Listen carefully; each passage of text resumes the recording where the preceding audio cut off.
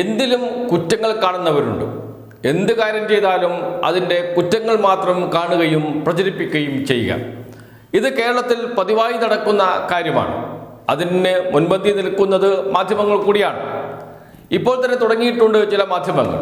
ദാവോസിലേക്ക് പോയി 10 കോടി മുടക്കി, ഒന്നും കിട്ടിയില്ല, വെറും കൈയോടെ തിരിച്ചു വരുന്നു എന്നൊക്കെയാണ് മാധ്യമങ്ങളിൽ വാർത്ത വന്നു തുടങ്ങിയിട്ടുണ്ട്. ഓൺലൈൻ മാധ്യമങ്ങളാണ് തുടങ്ങിയത്. ഇനിയിപ്പോൾ മറ്റു മാധ്യമങ്ങളും അത് ഏറ്റെടുക്കാൻ സാധ്യതയുണ്ട്. ഇവരെല്ലാം മനസ്സിലാക്കേണ്ട ഒരു കാര്യമുണ്ട്. 19 വർഷത്തിന് ശേഷമാണ് കേരളം ദാവോസിൽ പോകുന്നത്, ലോക സാമ്പത്തിക ഫോറത്തിൽ പങ്കെടുക്കുന്നത്.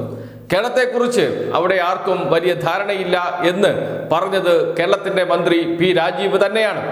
എല്ലാവർക്കും വിശദീകരിച്ച് കൊടുക്കേണ്ടി വന്നു എന്താണ് കേരളം, കേരളത്തിൽ നടക്കുന്നത് എന്താണ് എന്നൊക്കെ. കയ്യൊടിയോടുകൂടിയാണ് എല്ലാവരും പി രാജീവിന്റെ വാക്കുകൾ, കേരളത്തിൽ നിന്ന് പോയ പ്രതിനിധികളുടെ വാക്കുകൾ സ്വീകരിച്ചത് എന്ന് ഉറപ്പിച്ചു പറയുന്നുണ്ട്. കേരളത്തിൽ നിന്ന് പോയ പ്രതിനിധികൾ മാത്രമല്ല, ആന്ധ്ര മുഖ്യമന്ത്രി ചന്ദ്രബാബു നായിഡു. കേരളത്തെ ലോകത്തിന് മുന്നിൽ പ്രദർശിപ്പിച്ചത് അല്ലെങ്കിൽ വിവരിച്ചു കൊടുത്തത് ചന്ദ്രബാബു നായിഡു ആയിരുന്നു. കയ്യടിയോടുകൂടിയാണ് എല്ലാവരും അത് സ്വീകരിച്ചത് എന്ന് ഏതാനും മാധ്യമങ്ങൾ റിപ്പോർട്ട് നൽകിയിട്ടുമുണ്ട്. പി രാജീവ് അവിടെ വെച്ച് തന്നെ അക്കാര്യം അറിയിക്കുകയും ചെയ്തിട്ടുണ്ട്. പി രാജീവിന്റെ വാക്കുകൾ കേൾക്കാം. വേൾഡ് എക്കണോമിക് ഫോറം ഉഫിന്റെ പ്രധാന വേദിയിലാണ് ഇപ്പോഴുള്ളത്. ലോകത്തിലെ പ്രധാന ഇൻവെസ്റ്റേഴ്സും രാഷ്ട്ര നേതാക്കന്മാരും ഇവിടെയെല്ലാം ഒത്തുചേരുന്നുണ്ട്. കേരളം പ്രധാനമായിട്ടും നമ്മുടെ നാടിൻ്റെ സാധ്യതകളെ ലോകത്തിൻ്റെ മുൻപിൽ അവതരിപ്പിക്കാനാണ് ശ്രമിച്ചുകൊണ്ടിരിക്കുന്നത്. അതിലേറ്റവും പ്രധാനപ്പെട്ടത് ഒറ്റയ്ക്കൊറ്റുള്ള മീറ്റിങ്ങുകളാണ്. അതോടൊപ്പം ഇവിടുത്തെ പ്രധാന സെഷനുകളിൽ കഴിയാവുന്നിടത്തോളം പങ്കെടുക്കാനാണ് ശ്രമിക്കുന്നത്. നല്ല രീതിയിലുള്ള മാറ്റം കേരളത്തിൻ്റെ വ്യവസായ നിക്ഷേപ രംഗത്ത് കൊണ്ടുവരാൻ കഴിയുമെന്നാണ് പ്രതീക്ഷിക്കുന്നത്. ഈ സമയം കൊണ്ട് തന്നെ നമുക്ക് 51-ലധികം കമ്പനികളുമായി ചർച്ച ചെയ്യാൻ കഴിഞ്ഞു. അതിൽ നിരവധി പേർ കേരളത്തിൽ നിക്ഷേപിക്കുന്നതിനുള്ള താല്പര്യം പ്രകടിപ്പിച്ചിട്ടുണ്ട്. 30ഓളം പേർ നമ്മുടെ ഇൻവെസ്റ്റ് കേരള ഗ്ലോബൽ സമ്മിറ്റിൽ പങ്കെടുക്കാമെന്നുള്ള താല്പര്യവും അറിയിച്ചിട്ടുണ്ട്. അതിൻ്റെ തുടർച്ചയിലായിട്ട് നമുക്ക് MOUയിലേക്കും മറ്റു കാര്യങ്ങളിലേക്കും പോകാൻ കഴിയുമെന്നാണ് പ്രതീക്ഷിക്കുന്നത്. നല്ല നിക്ഷേപ സാധ്യതകൾ തുറന്നിടുന്നതിനും ഒപ്പം തന്നെ കേരളത്തിൻ്റെ പൊട്ടൻഷ്യൽ ലോകത്തിന് മുൻപിൽ അവതരിപ്പിക്കുന്നതിനും പുതിയ ബന്ധങ്ങൾ ശക്തിപ്പെടുത്തിയെടുക്കുന്നതിനും വാതിൽ തുറന്നിടാൻ കഴിഞ്ഞു എന്നുള്ളതാണ് ഏറ്റവും പ്രധാനപ്പെട്ട കാര്യം. മലയാള മനോരമ ഒരു വാർത്ത നൽകിയിട്ടുണ്ട്. ആ വാർത്തയുടെ തലക്കെട്ട് ഇങ്ങനെയാണ്: ആഗോള ബിയർ കമ്പനികൾക്ക് ക്ഷണം, കേരളത്തിന്റെ മദ്യ മേഖലയിൽ നിക്ഷേപം എന്ന് പറഞ്ഞുകൊണ്ടാണ്. പാലക്കാട്ടെ ബ്രൂവറി വിവാദം നുരയുന്നതിനിടെ ആഗോള ഭീമന്മാരായ കൂടുതൽ മദ്യക്കമ്പനികളെ നിക്ഷേപത്തിന് ക്ഷണിച്ച് കേരളം. ലോകത്തെ വലിയ ബിയർ നിർമ്മാതാക്കളായ AB InBev, പഴക്കം ചെന്ന ബിയർ നിർമ്മാണ കമ്പനികളൊന്നായ ഹെനൈക്കൻ എന്നിവയ്ക്കാണ് ക്ഷണം. ലോക സാമ്പത്തിക ഫോറത്തിന്റെ ബിസിനസ് സമ്മേളനത്തിൽ പങ്കെടുക്കാൻ സ്വിറ്റ്സർലൻഡിലെ ദാവോസിലുള്ള മന്ത്രി പി രാജീവാണ് കമ്പനികളുടെ പ്രതിനിധികളുമായി കൂടിക്കാഴ്ച നടത്തി കേരളത്തിലേക്ക് ക്ഷണിച്ചത്.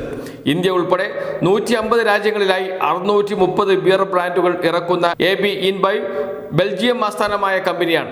$250 മില്യൺ നിക്ഷേപം നടത്താൻ ഒരുങ്ങുകയാണ് കമ്പനി.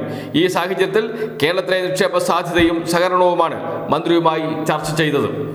1873 മുതൽ പ്രവർത്തിക്കുന്ന ഡച്ച് ബ്രൂവിംഗ് കമ്പനിയായ ഹൈനകൻ 192 രാജ്യങ്ങളിൽ അവരുടെ ബിയർ ബ്രാൻഡുകൾ വിൽക്കുന്നുണ്ട്. ഇവരും കേരളത്തിൽ നിക്ഷേപമിറക്കുന്നതിനുള്ള താല്പര്യത്തിലാണ്. ഇരു കമ്പനികളുടെയും പ്രതിനിധികളുമായി കൂടിക്കാഴ്ച നടത്തിയെന്നും തുടർ ചർച്ചയ്ക്ക് ഫെബ്രുവരിയിലെ ഇൻവെസ്റ്റ്മെന്റ് കേരള ഗ്ലോബൽ സമ്മിറ്റിലേക്ക് ക്ഷണിച്ചെന്നും മന്ത്രി പി രാജീവ് സാമൂഹ്യ മാധ്യമ പേജിൽ സ്ഥിരീകരിച്ചു എന്ന് പറഞ്ഞുകൊണ്ടാണ് വാർത്ത പോകുന്നത്. എന്ന് വെച്ചാൽ കേരളത്തിൽ ഇപ്പോൾ ബ്രൂവറി ചർച്ച സജീവമാണ്. ആ ഘട്ടത്തിൽ കിടക്കട്ടെ ഒരു നെഗറ്റീവ് വാർത്ത എന്ന് കരുതിയാണ് മലയാള മനോരമ ആ വാർത്ത നൽകിയത്. അതും ഗുണകരമായി. അങ്ങനെയെങ്കിലും വാർത്ത നൽകിയല്ലോ, അങ്ങനെയെങ്കിലും ഇക്കാര്യം കേരളത്തിലെ മലയാളികളെ അറിയിക്കാൻ മലയാള മനോരമ തയ്യാറായല്ലോ എന്ന് ആശംസിക്കാം. ഇതാണ് നെഗറ്റീവ് വാർത്തയെങ്കിലും നെഗറ്റീവ് വാർത്ത അതെങ്കിലും വരട്ടെ എന്ന് കരുതുന്നത്. കാരണം അതിൻ്റെ നെല്ലും പതിരും തിരിച്ച് അറിയാൻ കേരളത്തെ ജനങ്ങൾക്കറിയാം. മലയാള മനോരമയാണ് വാർത്ത കൊടുക്കുമ്പോൾ അതിനൊരു നെഗറ്റീവ് ചായ ഉണ്ടാകുമെന്ന് എല്ലാവർക്കും അറിയാം. അങ്ങനെയെങ്കിലും വന്നാൽ, അങ്ങനെയെങ്കിലും 4 ആൾ അറിഞ്ഞല്ലോ ഹെനൈക്കൻ കമ്പനിയും അതോടൊപ്പം തന്നെ മറ്റ് ബിയർ നിർമ്മാണ കമ്പനികളും കേരളത്തിലേക്ക് വരുന്നു. $250 മില്യൺ നിക്ഷേപം ലോകമെങ്ങും നടത്താനാണ് ബിയർ ബ്രാൻഡായ AB InBev തയ്യാറാവുന്നത് എന്നെങ്കിലും വാർത്ത നൽകിയല്ലോ. അതിൽ ഒരു വിഹിതമെങ്കിലും കേരളത്തിന് കിട്ടുമെങ്കിൽ അത് കേരളത്തിന്റെ നല്ല തുടർച്ചയല്ലേ, നല്ല തുടക്കമല്ലേ. അത് എന്തുകൊണ്ടാണ് കാണാതെ പോകുന്നത് എന്ന ചോദ്യമാണ് ഉയരുന്നത്. ഏതായാലും നെഗറ്റീവ് ആയിട്ട് ആണെങ്കിലും മലയാള മനോരമ അത്തരമൊരു വാർത്ത കൊടുത്തതിനെ മനോരമയെ അഭിനന്ദിക്കാതിരിക്കാൻ കഴിയില്ല. 4 ദിവസത്തെ പരിപാടിയാണ്, വെറും 4 ദിവസത്തെ പരിപാടി. അതിൽ 51 കമ്പനികളുമായി കൂടിക്കാഴ്ച നടത്താൻ മന്ത്രി പി രാജീവിന് കഴിഞ്ഞു. പി രാജു മാത്രമല്ല, ചീഫ് സെക്രട്ടറി ഉണ്ട്, വ്യവസായ വകുപ്പ് സെക്രട്ടറിമാരുണ്ട്, ഉന്നത ഉദ്യോഗസ്ഥ സംഘവുമുണ്ട് മന്ത്രി പി രാജീവിന്റെ കൂടെ. 51 കമ്പനികളുമായി ചർച്ച നടത്തി അവരെ കേരളത്തിലേക്ക് ക്ഷണിച്ചിരിക്കുന്നു. ഫെബ്രുവരിയിൽ നടക്കുന്ന കേരള ഇൻവെസ്റ്റ്മെന്റ് മീറ്റിലേക്ക് ക്ഷണിച്ചിരിക്കുകയാണ്. ആ കമ്പനികളെല്ലാം പങ്കെടുക്കാമെന്ന് അറിയിക്കുകയും ചെയ്തിട്ടുണ്ട്. വലിയ നിക്ഷേപ സാധ്യത തുറന്ന് കിടപ്പുണ്ട് കേരളത്തിൽ. അത് എങ്ങനെ ഉപയോഗിക്കണം എന്നാണ് അറിയേണ്ടത്. അപ്പോഴാണ് പാലക്കാട് 800 കോടി നിക്ഷേപിക്കാൻ വന്ന കമ്പനിയെ ഓടിക്കാൻ പ്രതിപക്ഷം രംഗത്തിറങ്ങുന്നത്, BJP രംഗത്തിറങ്ങുന്നത്, പ്രതിപക്ഷ നേതാവ് രംഗത്തിറങ്ങുന്നത്. ആർക്കു വേണ്ടി? അന്യസംസ്ഥാന മദ്യ ലോബിക്ക് വേണ്ടി, അന്യസംസ്ഥാന സ്പിരിറ്റ് മാഫിയയ്ക്ക് വേണ്ടി. അത് തുറന്ന് പറഞ്ഞു കഴിഞ്ഞ ദിവസം മുഖ്യമന്ത്രി.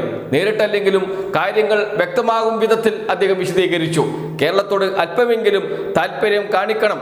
അങ്ങ് കേരളത്തിലെ പ്രധാനപ്പെട്ട നേതാക്കളിൽ ഒരാളാണല്ലോ, അങ്ങക്ക് കേരളത്തോടാണല്ലോ താല്പര്യം വേണ്ടത് എന്ന് പറഞ്ഞ് കേരളത്തിനോട് അല്പമെങ്കിലും താല്പര്യം മനസ്സിലുണ്ടാകണം എന്ന് പറയേണ്ടി വന്നു കേരളത്തിന്റെ മുഖ്യമന്ത്രിക്ക്. പ്രതിപക്ഷ നേതാവിന്റെയും മുൻ പ്രതിപക്ഷ നേതാവ് രമേശ് ചെന്നിത്തലയുടെയും മുഖത്ത് നോക്കി. അതുകൊണ്ട് തന്നെ കേരളത്തിലെ നിക്ഷേപകരെ ഓടിക്കുകയല്ല, അവരെ സ്വീകരിക്കുക, കേരളത്തിലേക്ക് കൊണ്ടുവരിക, അവർക്ക് എല്ലാ സൗകര്യവും ചെയ്തു കൊടുക്കുക.